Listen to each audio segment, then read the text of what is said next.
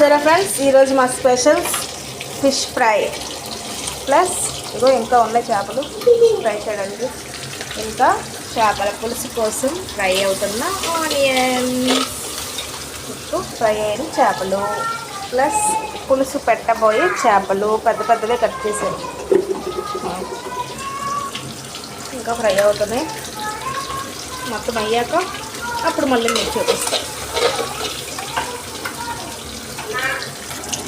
ఇప్పుడే టమాటా పేస్ట్ వేసాను. టమాటా, వెల్లుల్లి, పచ్చిమిర్చి, అల్లం, జీలకర్ర పేస్ట్ కొంచెం బాగా ఉడకాలి. ఈరోజు మనం కుండలో చేపల పులుసు. మీరేం చేసుకున్నారు ఈరోజు కామెంట్లో చెప్పండి. ఫైనల్లీ చేపల పులుసు.